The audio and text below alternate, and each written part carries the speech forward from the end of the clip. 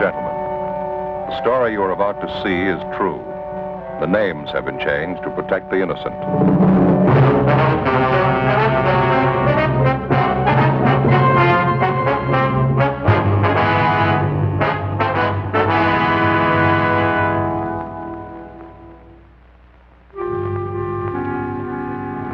This is the city.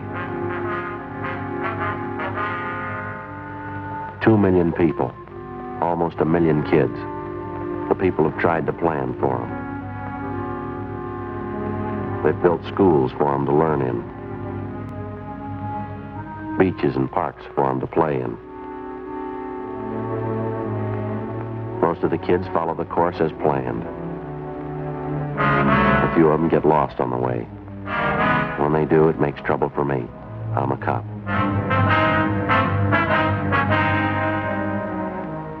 It was Thursday, April 10th. We were working the day watch out of Juvenile Division. My partner's Frank Smith. The boss is Captain Stein.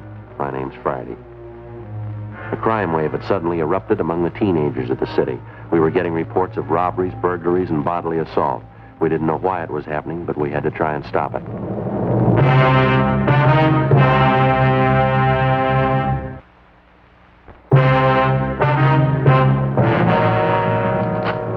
Frank? Yeah, Joe.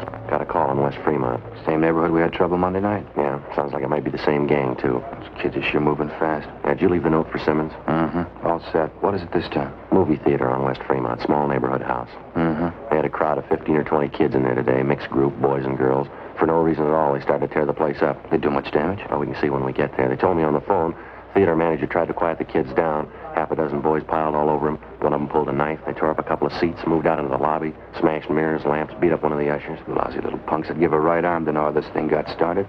We never had much trouble from the kids in that neighborhood out there, Joe. Not until this last month. They seem to be going crazy. It's not getting any better. Burglaries, car thefts, wrecking property. Somebody's going to come out on the short end if it keeps up. It's got to happen. Well, maybe it already has, Frank. When they were ripping up that theater lobby today, one kid got hurt. What happened? 14-year-old boy. In the mix-up, he got shoved through a display case, plate glass. Kind of pretty bad. On his eyes. I'm not sure he's going to see again. In police work, the standard law of cause and effect works like it does for everything else. When a crime's committed, there's a cause behind it. There's a reason for it. And when a group of normally well-behaved kids in an average residential neighborhood start running wild, there's got to be a reason for that, too. A month before, a rash of auto thefts, petty stealing, and public disturbances had broken out suddenly in this particular neighborhood. All of the incidents were traced directly to the teenagers in the area. Why the kids had suddenly decided to run wild, we didn't know, but the amount and nature of the violations kept getting more serious. Juveniles who'd previously been picked up for petty thefts and placed on probation were now being brought in on charges of burglary. Auto thefts in the area had jumped 20%. Misconduct and drunk charges against the teenagers, girls and boys alike, increased by the week. We had a fair idea what the root of all the trouble was. So far, we hadn't been able to trace it. 3:07 p.m. We got to the neighborhood movie theater on West Fremont and we went inside. The lobby was a shambles. A new show had just started. The manager of the theater met us in the lobby, a Mr. Clyde Barton. Got the best of me, Sergeant. I don't know what to make of it. Just look at that wreck. You'd think they were a bunch of savages. You have any idea at all what started them off, Mr. Barton? No idea in the world. A bunch of them came in about 2 o'clock today. Boys and girls both. They sat in front and watched the picture for a while, and they started getting noisy. Did you recognize the kids? I mean, are they from the neighborhood here? Sure, I know who they are. I say they started to make trouble down front, kicking the back of the seats and yelling around. Usher couldn't do anything with them, so I went down to tell them to quiet down or get out. Well, did any of them in particular seem responsible for the racket? Any ringleader? Not that I noticed, no. I tried to be nice to kids, reason with them. They just wouldn't have it. Must have been almost 24 of them. When they wouldn't behave, I told them to leave. I'd give them their money back. What'd they do? Got real foul-mouthed. 1 or 2 of the girls, too. Some of the language I wouldn't even use at a stag party. Well, I got so mad, I grabbed 2 of the guys by the neck and told them to get out. And that's when it broke loose. What happened exactly? A whole crowd of them jumped out of their seats and piled on me. I fell back down there on the floor, and I started swinging. To tell you the truth, Sergeant, I was scared. I didn't know what to make of them. It seemed like a pack of animals, wild. I happened to hit this one kid, and I saw him pull out a knife and come at me. Well, you usually get along pretty well with the neighborhood kids, do you, Mr. Barton? They don't have any grudge against you that you know of? Not that I know of, no. Up until a few weeks ago, everything was fine. I never had a bit of trouble with them. Then all this rowdy stuff began. tell you, it's got the best of me. And this is the first time you've had any trouble of any real size, is that right? Yeah, well, once in a while the kids fool around the show, talking loud, you know, but nothing like this. You know, see Fred, my usher, the way they messed him up, brutal. That little 14-year-old that they shoved through the glass showcase. Gonna be a real mess if he doesn't pull through. I was going to ask you, sir, about the kids in that crowd you recognized. You happen to know any of their names? Here's the list. 7 names in all. Every one of those kids was in that gang. I can give you a hand tracking down their addresses. Thank you. Something else. Here's what I was talking about. What's this, sir? In that scramble here in the lobby, that little box fell out of one of the kids' pockets. One of the ushers picked it up and brought it into me. Have a look inside. Frank? I don't know too much about it, Sergeant, but I got a hunch. I don't think I made a mistake. Yeah. What do you think? No, sir, it's no mistake. Marijuana.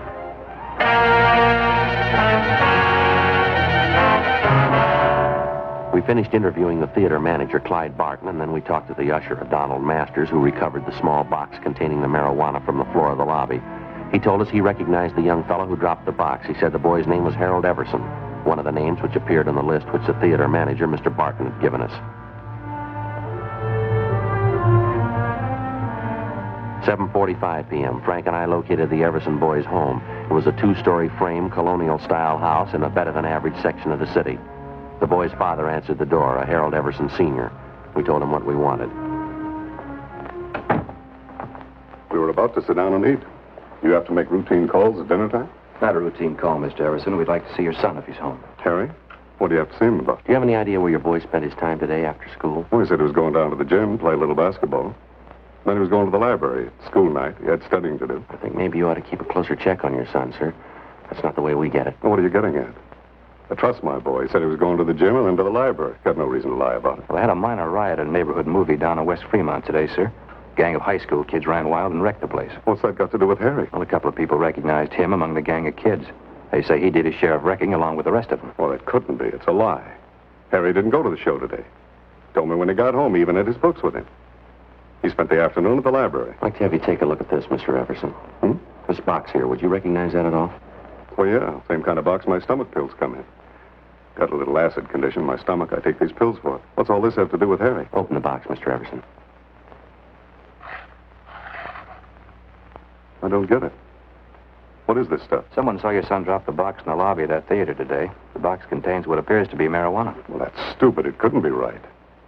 I haven't got that kind of boy. I know it isn't right. Do you mind if we talk to your son? Maybe he can explain it for us. Just a minute. I'll get him down here. Have a chair if you like. Thank you. Sure a nice place, huh, Joe? Yeah, beautiful furniture in it. Nothing like period furniture. Never goes out of date. Be in style 10 years from today.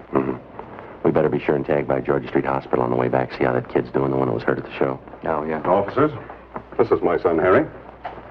Hello, Harry. Hello. Hi, Harry. Harry just told me, officers, he doesn't know what this is all about. He was at the library, like I said. Well, sure. I was there till they closed.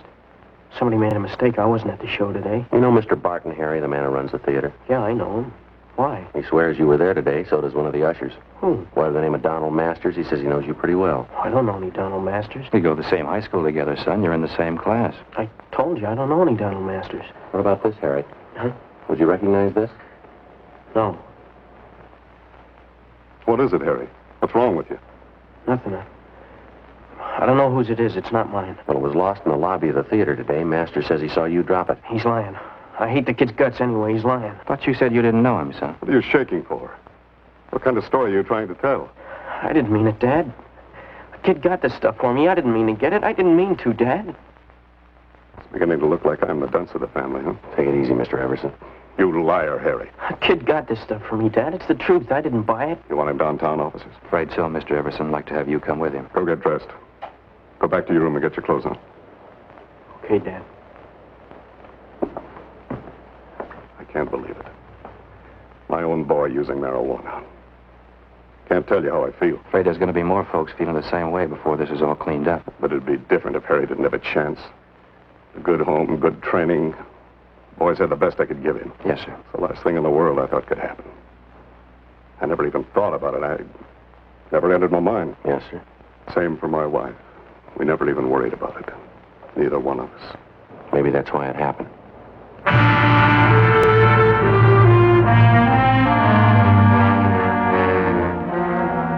Before we left the Everson house, we checked the boy's room and came up with another small box full of marijuana, which he'd hidden back in his closet. Besides Everson and his son, Harry, 4 other teenagers who'd had a part in the theater brawl were rounded up and taken downtown along with their fathers for interrogation. By the time we finished our questioning and the teenagers had finished talking, we had most of the story pieced together. A story that had the parents so amazed that half of them thought the youngsters were making it up. The pattern was familiar enough for us to know that they were telling the truth. Almost 2 months before, word had gone around among the teenagers in the neighborhood that marijuana, along with various stimulating drugs, was to be had easily and in quantity for anybody who wanted them. Word was passed around that it was the new thing to do, the smart thing to do if you wanted to keep up with the crowd. In questioning the Everson boy, we found that he seemed to know more about the history and operations of the narcotics campaign in the neighborhood than the other boys did. I know one of the guys who first showed up with this stuff. His name's Johnny Demering. He's about my age, 17. I used to know him pretty well. How do you mean he was the first to show up with the stuff, Harry? What kind of stuff? Marijuana and some of the other things. You know, yellow jackets, goofballs. More of the kids go for them than they do for marijuana. And do the youngsters know what these goofballs are made of, son? They know what they are? It's dope, I guess. Narcotics. Kids get a big kick out of them. I guess that's all they care. Now, this Johnny Demering, does he sell the stuff around the neighborhood, Harry? Well, yeah, he was the first one. He's got a couple other kids selling for him now. A couple of them are girls. They sell a lot for him. Johnny makes pretty good money. Yeah, I guess he does. Where does he get the stuff from, do you know? No, I wouldn't know that. Someplace downtown, Johnny knows a guy. Never told anybody where he goes to meet the guy. Nobody ever goes with him. Was Johnny at the show with you today? No, he doesn't hang around with the kids much anymore. He's getting a little big time, I think. Got his own car, good-looking girlfriend downtown. Says he's going to quit school next month. Where does Johnny live, son? Can you tell us that? I don't know the address right off. I can check it for you in the phone book. How about the kids that Johnny hires to sell the stuff? Can you give us their names? Yeah, okay. I think I can remember who they are. You gonna bring Johnny in and talk to him? That's the idea, yeah, son. I don't know if you'll find him right away. He probably heard about the trouble today. Johnny's a pretty smart guy. We'll find him. Nobody knows much about him. He never talks about what he's doing, never tells anybody anything. Well, he told you. How smart was that? Complete statements were taken from each of the youngsters we'd brought in for questioning, and then in practically all cases, they were detained pending the completion of the investigation. With the information we had at hand, it took us the better part of 4 days to round up everybody involved in the narcotics distribution system, which had been set up among the teenagers in the neighborhood by 17-year-old Johnny Demering. As for the Demering boy himself, he couldn't be found. We checked with his family, his relatives, his friends, all his known associates. We got out a warrant on him. And then we checked the car he owned through DMV, and we got out a warrant for that. No sign of the boy. Narcotics Division gave us a hand and got their informants busy trying to track down the source of the dope for which the Demering boy had been the only distributor. We knew it went far beyond him. The whole campaign to introduce narcotics in a seemingly harmless form among neighborhood teenagers and then gradually build a solid demand for more expensive stuff as the habit grew and took roots with each and every youngster. It reached to the same vicious men who make their money off the hopeless adult drug addict. The same vicious men who today are trying to build a new market for their wares among the young people of this country. Tuesday, April 29th, 2:30 p.m. I'll get it. Right. Juvenile Division, Smith. Yeah, Brady. Uh-huh. That right? What's his name? All right. Right, goodbye. Joe. Yeah. Brady from Narcotics. They figure they got our man. The Demering boy? No, the guy was pushing the stuff to Demering. His name's Jocko Harris. They found him in the county hospital this morning. Yeah. Somebody got a hold of him 2 nights ago, gave him a good working over. If we're lucky, we'll make it. What do you mean? He's not supposed to last the day. 2:35 p.m. Frank and I left the office and went immediately to the county hospital where we were allowed to interview the narcotics suspect, Jocko Harris, briefly. He was in critical condition with a fracture of the skull. He gave us a statement in the form of a dying declaration. He admitted being the connection for 17-year-old Johnny Demering and admitted also that he kept the boy supplied with enough narcotics to keep the neighborhood teenage demand for the stuff fully satisfied. Seemed like a good boy, Johnny. Nice kid. Smart. Never thought he'd turn away, that's all. Where is he, Jocko? Do you know? I only wish I did. Go beat his head in, get my stuff back. Took everything I had.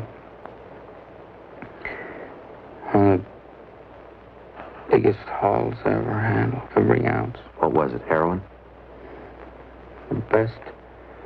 Got only one word for you. Yeah. You better get him fast.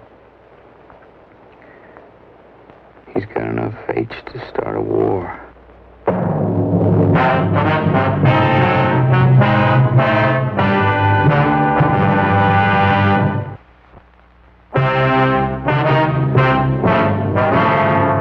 Wednesday, April 30th, 9 a.m. The hunt for 17-year-old Johnny Demring was intensified.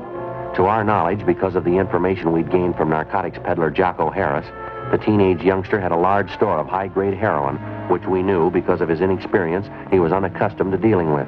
In his hands, the narcotics immediately became a lethal weapon. We knew that Johnny Demring had only one market to deal in, only one type of customer he was acquainted with, the teenager. In previous transactions, we knew the youngsters received only a low-grade type of narcotic, highly diluted. We knew that if Demring succeeded in dispensing the highly concentrated store he had on hand, and the juvenile customers he served tried it on themselves, it would very likely result in death. 11 a.m. Wednesday. Despite all our efforts, Johnny Demring and the store of high-grade narcotics which he'd hijacked from Jocko Harris were still missing. Wednesday, 12 noon, we began rechecking every one of the possible sources that might lead us to the suspect. One of them was the boy's mother, a Mrs. Frances Demring. We talked to her at her work. She was employed as a multigraph operator in the mailing department of a large downtown department store. Not since the last time you talked to me, officer. I haven't heard a word from my boy, nothing at all. Have you heard anything? Well, yes, ma'am, in a way. We've got an ID still somewhere in the city. That's why we figured we'd come back and talk to you again. Have you been in touch with your relatives in town recently, Miss Demring? I mean, those Johnny might possibly contact. Yes, there's just my sister and my mother. They're the only ones I think Johnny'd go to in a case like this. Maybe because he's in trouble and all. I only wish I could have stopped the whole thing. I mean, even before it started. It should never have even started. Yes, ma'am. I guess it just wasn't to be right from the start. Johnny's father ran away, you know. I tried my best after that. It never seemed to be enough. I suppose there's no getting away from it. A boy needs a father. You can try all you want. They still need a father. Some kind of discipline. Yes, ma'am. Well, how about the relatives you have out of town, Miss Demring? Any word from them at all about Johnny? No, Sergeant, nothing. Matter of fact, I've been waiting for a letter. Nothing at all.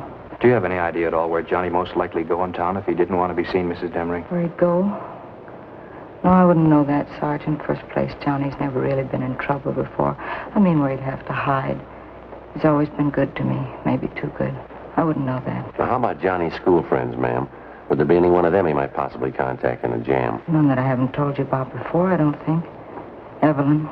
She's the only one I suppose Johnny'd go to if he needed help, if he was in trouble. That's his girlfriend at the high school, Evelyn Maxford. Yes, that's right. Sweet girl. How about a girlfriend that Johnny was supposed to have downtown somewhere, Miss Demring? Would you know anything about her? Nothing really, no.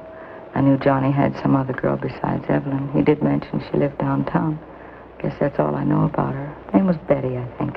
Johnny mentioned it once. That's all I know about her, though. You have no idea where she lived downtown? No, I don't. Johnny and his girlfriends, that was one thing I tried not to pry into. All right, ma'am. Thank you very much. Appreciate it if you'd notify us if you hear anything at all about your son. All right, thank you. Tomorrow's Johnny's birthday, you know. I meant to tell you. I always expect Johnny home on his birthday. Seems no matter where he is, how he's tied up with his school or sports or something, Johnny always makes it home for his birthday. I see. Wonder how it'll be tomorrow. He's never missed being home on his birthday, not once. Well, if he shows up, I guess you can count on one thing, ma'am. What's that? He might have to miss next year. 2 p.m. Frank and I picked up a glass of milk and a hot dog for lunch, and then we continued making a check of Johnny Demring's closest friends. Next in line after his mother was Demring's high school girlfriend, Evelyn Maxford. We located her at home. She seemed unusually nervous as we interviewed her. No, there's nothing wrong. It's just all this business about Johnny. All this trouble. I've been upset ever since I heard about it. You haven't heard from Johnny at all, Miss Maxford. He's made no attempt to contact you since the last time we talked. I haven't heard a word, officer. I know tomorrow's his birthday. His mother's expecting him home. I know he won't come, though. I'm sure of that. How are you sure, miss? Well, I just know that's all. I guess he should give himself up and take his chances. But I know he won't. I know Johnny that well. He just isn't that type. I'd like to ask you again, miss. Yes? Are you sure you haven't heard from Johnny Demring recently in the past 2 days or so? No. That's what I told you. Don't you believe me? Do you know why we're so anxious to locate Johnny, Miss Maxford? Well, I think so. It's about the narcotics business. You say Johnny had a hand in it. He was selling those things to the kids. I still don't believe it myself. It's a lot more than that the way it stands now, Miss Maxford. What do you mean? When he was at school, Johnny was kept supplied with narcotics by a man named Jocko Harris. He's what we call a pusher, a kind of an in-between supply man in the narcotics trade. 2 nights ago, Johnny caught up with Harris. He beat him up badly enough to send him to the hospital with a skull fracture. And then Johnny stole every bit of narcotics Harris had in his room, some of the strongest stuff you can buy on the market. That's why we want Johnny, Miss Maxford. I don't think I understand. What does it mean? Well, it means that most of the teenage kids Johnny's been supplying stuff to have been getting fairly weak grades of heroin. If he gets some of this stuff to them and the kids start taking it, it might prove too strong for them. If they take too much of it, it could kill them outright. Oh, no. Now you see what we're up against. We've got to find that boy, and we've got to find him soon. Couldn't you talk to his mother? Maybe she could tell you something. We already have, miss. She couldn't tell us anything. That's why we halfway depended on you. Why do they have to put it in my lap? Why does it have to be me? I liked Johnny for a while. I don't know what to think now. Have you heard from him, Miss Maxford? There's no reason to be afraid. You'd probably feel a lot worse if something happened to one of the high school kids, wouldn't you? Miss Maxford? I got a call from him yesterday. Johnny.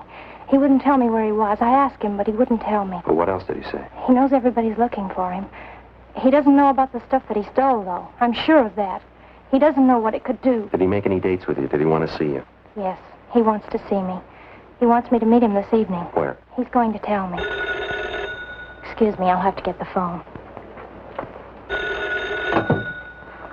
Hello? Yes? Oh, but I don't know. I don't, really. What? 5:30? All right. Yes. Yes, I'll meet you then. All right. Bye. Sergeant, Yes, ma'am. that was Johnny just then. He wanted to make sure I was going to meet him. When? 5:30 in Lake Park, Which side, miss? the west side. Sergeant, I could hardly understand him. He said he was sick. Ma'am? He sounded sick, too. Terribly sick. It can't be true.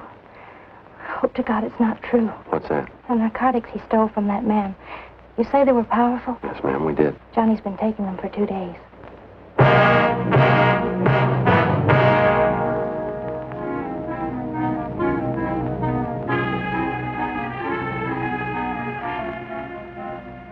Together with 2 other men from Juvenile Bureau, Hurst and McTighe, we drove down near the appointed spot along the lake in Lake Park where Evelyn Maxford's meeting with the teenage suspect Johnny Demering was to take place. We staked out at a reasonable distance, and Miss Maxford went ahead to the meeting spot. As far as we could see, there was no sign of Demering.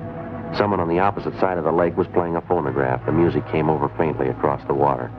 We watched the Maxford girl make her way up the path into the park.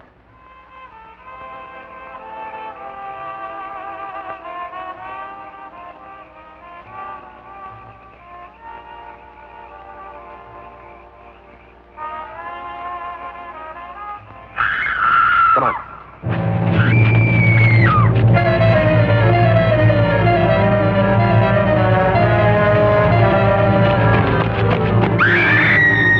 We ran all the way as fast as we could get there. When we got close enough, we found out the reason for the scream. He was lying face up in the water near a clump of trees. He was a good-looking boy, dark hair, good build, handsome. Took only one look and you knew right away he was too young to be dead. You could argue for a week, but you couldn't change it. He was dead. The girl stood over him, her face in her hands, crying. I don't see any marks in the body, do you, Joe? No. Looks like an overdose, doesn't it? Yeah.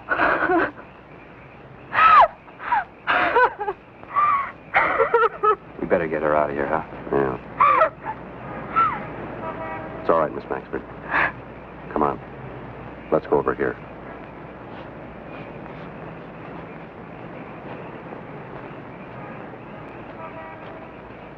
We'll have one of the other officers take you home. We can take care of what has to be done here. He was a good boy, Sergeant. He was smart. How could he ever get started in such a thing? How could he make such a mistake? He had the best excuse in the world, miss. Yes? He was 17.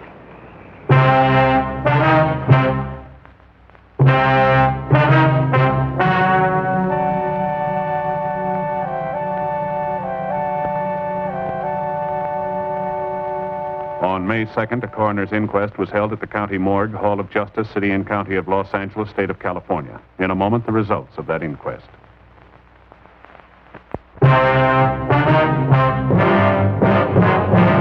Those those involved in the juvenile narcotics ring, a total of 8 persons were tried and convicted under the State Narcotics Act. They received sentences as prescribed by law and are now serving their terms in the State Penitentiary, San Quentin, California.